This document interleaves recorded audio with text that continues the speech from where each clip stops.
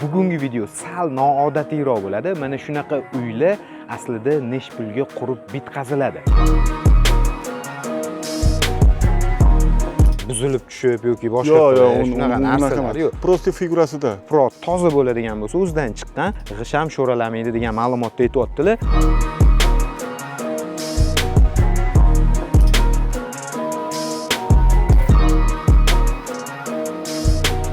Radius zavodini g'ishlari bo'ladi.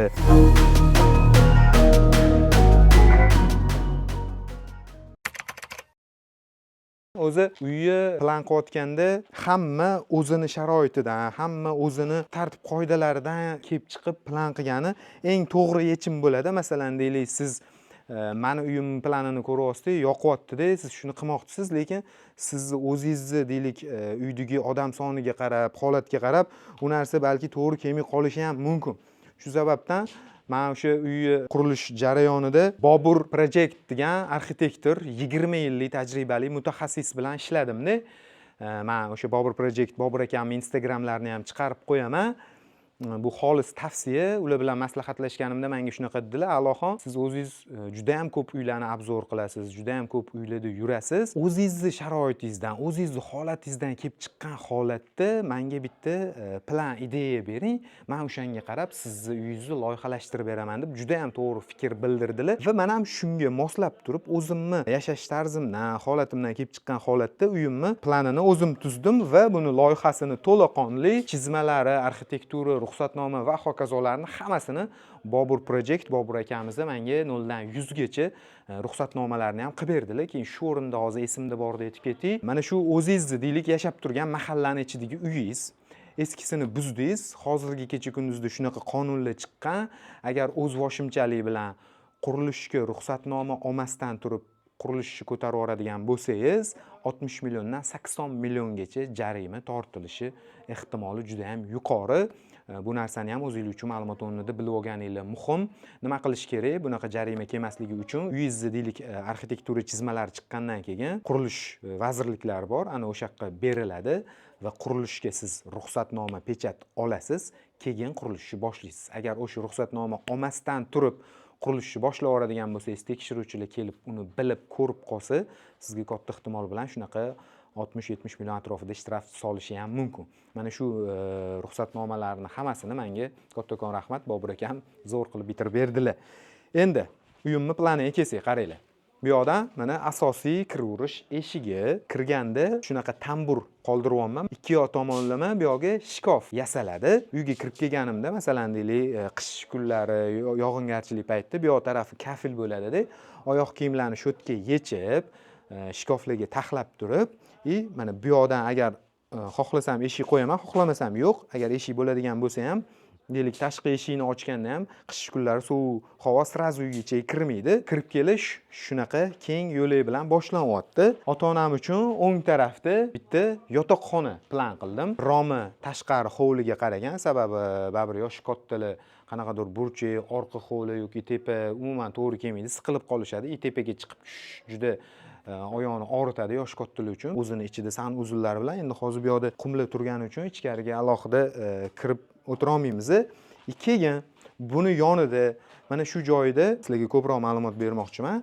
Taxminan 1,5 ga 1,5 metr bitta xona. Ko'p uy quradigan akalarimiz, men endi obzorlarga borganimda ko'raman, mana shu birinchi qavatda umumiy vannaxona, dush, sanuzl qilib qo'yishadi. Bu nimaga kerak? O'zingiz o'ylab ko'ring, masalan, deylik, uyingizga kelayotgan, mana xolisona uyingizga kelayotgan qanaqadir mehmonda cho'milib chiqing, yuvinib chiqing demaydi-ku, to'g'rimi? Men mana shu narsani kerak emas deb bilaman. Bu endi meni fikrim, balki yanglishayotgandirman, balki boshqalarda holat boshqachadir. Endi bizning qarindoshlarimiz, o'rtoqlarimiz hammasi mana shu mahallada yig'ilganda, shu paytgacha uyimga kelgan mehmon sanuzlingda cho'milib chiqing demagan. Nari borsa shu tahorat qilib olishga, hojatxonadan foydalanishgan. Shu sababdan men birinchi qavatga hech qanaqa dush, hech qanaqa vanna o'rnatmadim. 1,5 ga 1,5 metr kattalikdagi joyga o'zbekcha chashagan o'rnataman. Tahorat qilish uchun sharoitli, smesitelli, bitta rakvina. Kelgan mehmonlar mana shundan bemalol foydalanaverishadi. Men shuni yechimni to'g'ri deb bildim. Sizlarning fikringlar qanaqa? Balki men qayerdadir noto'g'ri o'ylayotgan joyim bo'lishi ham mumkin. Bilmadim, izohlarda yozib qoldiringlar. Bu tarafdan biz yerto'laga tushsak bo'ladi. Uyimizni 70% dan sal ko'proq yerto'la. Ya'ni mana shu joydan boshlanadi, zinani tegidan bu yoq taraf polni yerto'la. Endi hozir u yerto'la qorong'i bo'lgani uchun u yoqni olmaymiz. Xo'p, bu yoqda 420 ga 440 kattalikda bitta xona. Bu xona mehmonxona uchun mo'ljallangan. Kimdir aytishi mumkin, "Voy, mehmonxona shunaqa ham kichkina bo'ladimi? Nimaga bunaqa kichkina qildingiz?" deb. O'zi aslida ochig'ini aytadigan bo'lsak, hozirgi kunda qarindosh urug'larni ham, boshqa o'rtoqlarni ham bir yilda bir marta hayit bayramlarida ko'rmasak, boshqa payt hech kim uyga mehmonga kelmayapti-da. Bu achchiq haqiqat. Agar men noto'g'ri gapirayotgan bo'lsam, bilmadim. Sizlarda qanaqa yozinglar. Shu sababdan men orzu havasga uchib, mehmonxonam dahshatli darajada katta bo'lish kerak, katta stul yoki nimadirlar qilinishi kerak degan fikrdan vobshe yiroqdaman. Shinamgina kompaktni deylik, bu yo'g'i 10 kishilik yoki 8 kishilik stul yoki xon taxta ko'rpacha qilinib, shunaqa bo'lish tarafdori bo'ldim. Sababi menda u yoqda kattagina living room, ya'ni hollim bor edi. Mabodo to'y hashamlarda erkaklar, ayollar alohida o'tiriladigan bo'lsa, bu yoqni erkaklar uchun alohida mehmonxona qilib, nariyodagi living roomni ayollar uchun alohida qilishni plan qilganman. Mehmonxonadan ham mana orqa tarafga qaragan kattagina romimiz bor, panoramli rom bo'ladi. Xudo xolasa. Endi kelinglar, bu yoqdagi shu mehmonxonani davomini tushuntirib beraman. Mana uyga kirib kelganimizda bu yoqda katta, ochiq joy. 420 mi do'stlar masjid kengligi? 420 la. Kengligi 420, uzunligi 6 metrli ketyapti. Bu yoqda endi men studiya format xohladim. Mana bu yoqda mягкий divanli zona, jurnalni stol bo'ladi. Bu yoq ro'paramizda TV zonalar bo'ladi. Renderlarni, dizaynlarini montajlarda chiqarib qo'yamiz. Kecha kuni Mades dizayn studiyasi, ya'ni Madina ichki interyerlarni, polniy razmerlarini olib o'lchab ketdilar. Nasib bu video chiqquncha balki meni interyerim polniy tayyor bo'lsa, dizayn loyihalarini ham chiqarib qo'yaman. Mana bu kattagina living room, inglizchasiga o'rganib qolman, shunaqa deyishga, hall desak ham bo'ladi. Mana shu yoqdan razdvijnoy, ya'ni surma ochilib yopiladigan eshik o'rnatiladi. Bu yoqda juda ham katta joy bo'ladi. Deylik 5 yilda bir marta bo'lgan qanaqadir to'y hasham nimadirlarda, mana shu joydan bemalol katta stul qo'yib ham foydalanish mumkin. Shu sababdan men asosiy mehmonxonani kichkina qilganman. Boshqa odatiy kunlarda men mana shunaqa katta studiyada o'zim oilam davrasida o'tirib dam olishni to'g'ri yechim deb bilaman. Mehmonxonani bir xilla bo'ladi, katta bir 8 ga 4 yoki 6 ga 5 katta mehmonxona qilib qo'yishadi, zo'r remont qilishadi-da, 1 yil 2 yilda bir marta foydalanishadi. Shuning uchun men bunaqa xatoni qilgim kelmadi. Endi sizlarda qanaqa bilmadim, menda shunaqa fikr. Bu yoqda xullas surma eshik bo'lgandan keyin bu yoqda bizani birinchi oshxonamiz bo'ladi. O'rtada deylik stoleshniца. Bu yoqda холодильник, oshxona mebel jihozlari, deylik mikrovolnovkalar, kofe mashinalar turadi. Ichki studiya bilan bog'lanayotgan oshxonamizda ovqat qilinmaydi. Bu yoqda gaz bo'lmaydi, bu yoqda qanaqadir nimadir yog'li narsalar tayyorlanadigan pechlar bo'lmaydi. Men shu narsani inobatga olib, yer razmerim uzun bo'lgani uchun asosiy ovqat qilinadigan, yog'li narsalar pishiriladigan oshxonani bu yoqqa ko'chirganman. Ikkita oshxona yonma-yon studiyaga qo'shilib ketyapti. Agar bu yoqda ovqat qilinadigan bo'lsa, tabiiyki vaqti bemahal eshik ochiq qolib ketishi bor. Yoki men yopib turganda ham baribir oralaridan, teshiklardan ovqat hidi uyga umumiy studiyaga urmasin degan maqsadda shu narsani plan qildim. O'zimga juda ham yoqmaydi bu narsa. Uy ichida ovqat pishirilganda bo'ladi-yu, spalnigingiz ichigacha kirib ketadi-yu ovqat hidlari. Pishirilgan ovqatlarni deylik, mana bu yoqda suzib olish yoki tayyorlash nimadir qilib olish mumkin. Bu tarafda qozon o'choqlar, gaz pechlari, barbekyu zonalar, qanaqadir tandir nimadirlar ham qurib qo'yishim mumkin. Pishir-kuydir, yog'li ovqatlar hammasi mana shu yerda tayyorlanadi. Plus mana bu joyda ham bitta eshik o'rnatiladi.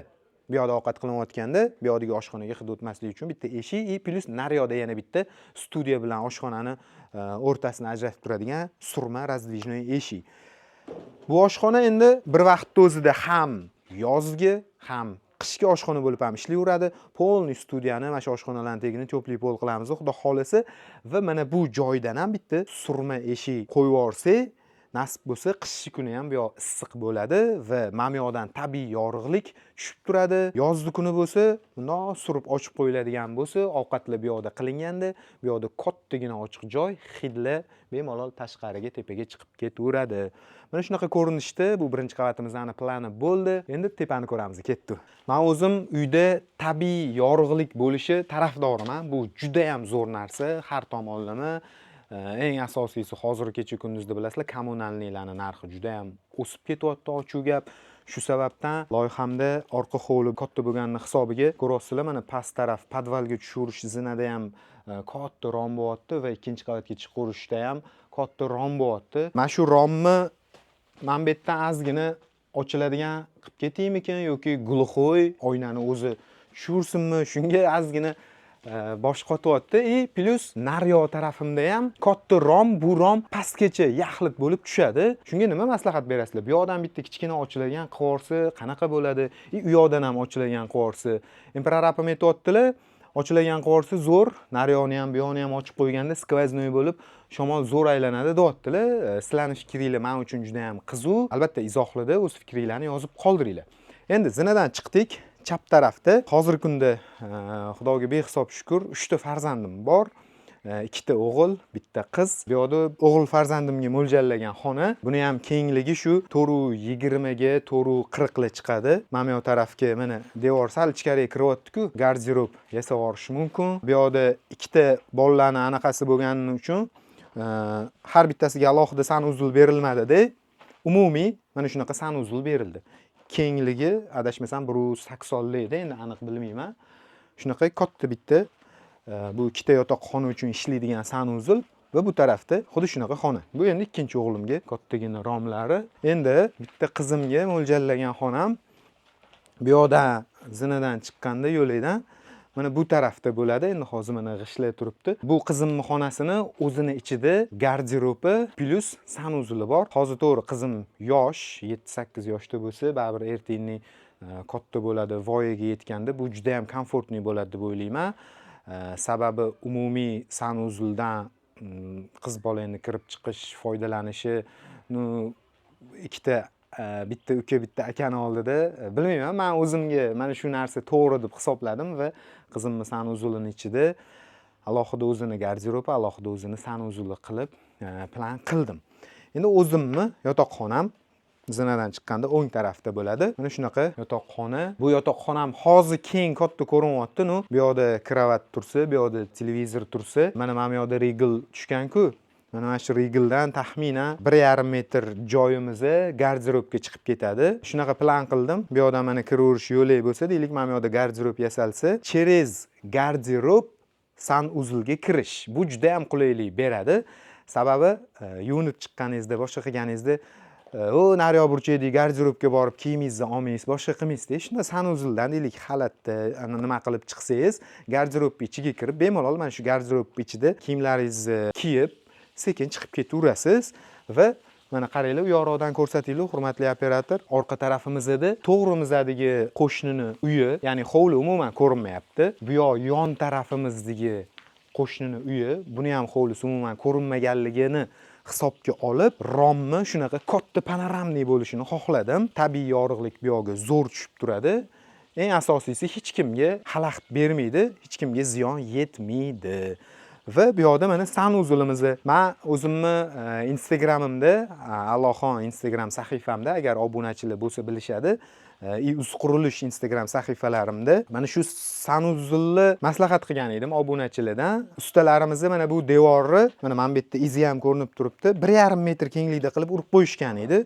Bu sal neudobniy bo'ladimi deb o'ylab, istoriyaga bitta qo'yib aniq qildim. Ko'pchilik aka to'g'ri o'ylayapsiz, kengaytirish kerak bu joyi, sanuzul maksimalni keng, komfortli bo'lgani qulay deyishgandan keyin, o'zimga ham shu narsa yoqqandan keyin, bu 1,5 metr kenglikdagi sanuzul endi joy katta bo'lgani uchun yana 30 sm ga devorni boshqatdan buzdirib, ozgina rasxod bo'ldi, to'g'ri, bu yoqqa ko'chirdim.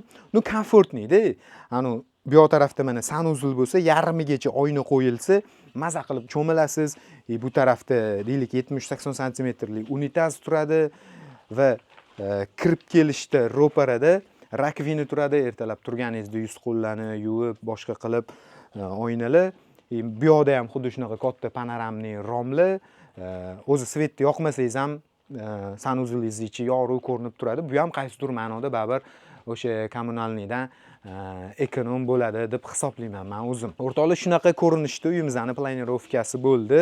Ko'rib turganinglardek, hali tom yopilmadi. Lombozimiz bitgan. Tepasini ko'rsataylik mana shu yerdan. Mana lomboz qilishdan oldin bazalt degan material bor. Rasmini ham chiqarib ketaylik montajda. Birinchi taxtalarning ustidan mana ko'rinib turibdi. To'q yashil rang bazalt tashadik izolyatsiya bo'lishi uchun va bazaltni ustidan salafan yotqizib, keyin lombozni qildik.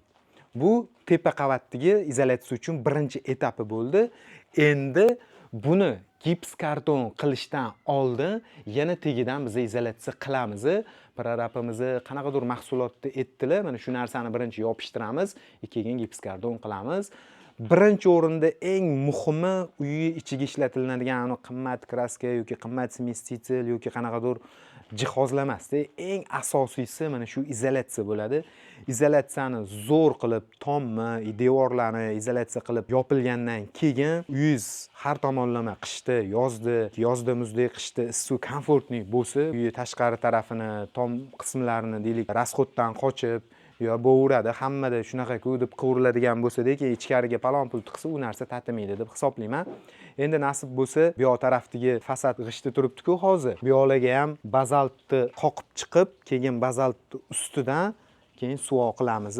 Ana o'shanda maksimalni uy o'raladi, izolyatsionniy bo'ladi. Shu holatiga endi necha pul ketdi? Hozir men sizlarga hisoblab beraman. 11 ga 12 plus mamyodan yana 4 metr chiqyapti. Yer to'lasi 96 kvadrat edi-da. 396 kvadratli, ya'ni qurilish osti mana shu imoratimizning kvadrati bo'ldi. Endi rasxodlarimni mana bu yoqda ko'rsatib qo'yavering. Rasxodlarimni yozib qo'yganman, shuni sizlarga aytaman. Uyni buzishimga, bu yoqda endi eski uy edi-ku. Uyni buzishimga uy buz komandasidagi bolalar yordam berishdi. Uyni buzib, eski materiallarimni o'zligi hammasini musorlari bilan tozalab olib chiqib ketishdi va bunga $500 xizmat haqqi olishdi. Endi agar sizni uyingiz 20 yil, 15 yil oldin qurilgan yaxshiroq uy bo'ladigan bo'lsa, uyingizdan chiqqan materiallarga qarab ham balki sizga tekinga ham bitib ketishi mumkin. Plus minus hisob kitobga olinadi. Bu narsa menda ham shu narsa hisob kitobga olindi. Uyimdagi eski eshik romlarim, yog'och, taxta, temir hammasini olib chiqib ketishdi. Plus men $500 berdim. Tekis yer holatiga olib kelib berishdi. Undan keyingi ketgan rasxodlarimizni endi prorabim bo'lgani uchun ularga 12 ming, 10 ming, 10 ming, 8 ming, mana kecha yana $10,000 berdim. $50,000 rovna ketibdi. Bu yoqga hali 10 mingni yozmaganman. Mana shu holatga endi kvadratiga bitta bo'ladigan bo'lsa, mana 396 ga 396. Uyimni har bir kvadrati $126.2 dan mana shu holatiga yetib keldi, o'rtoqlar. Endi jarayon qurilish har xil force majeure holatlari bo'lishi mumkin, o'zgarishlar. Shunga qarab yana narxlar balansda o'zgarib boraveradi. Nasib bo'lsa, yana uyimni keyingi seriyalarida sizlarga keyingi jarayonlarni, bu yoqda qanaqa отопление sistema qilamiz, men hammanikiga o'xshab o'sha gazdan foydalanadigan sistema qilish niyatim yo'q. Hozir meni prorabim bir zo'r yechimni beryaptilar. Mana shuni hozir maslahatlashyapmiz. Suv ishlari, elektrik ishlari, dizayn loyihalari o'sha jarayonda, protsessda ketyapti. Kanalimga obuna bo'lib kuzatib tursanglar, keyingi uy qurilish seriallarimda sizlarga maksimalni hammasini ochiq oydin ko'rsatib, ma'lumot berishga harakat qilaman, o'rtoqlar. Videoyimiz sizlarga foydali bo'lgan bo'lsa, like bosib, albatta o'z fikringlarni izohlarda yozib qoldiringlar. Keyingi videolarda ko'rishguncha xayr, salomat bo'linglar.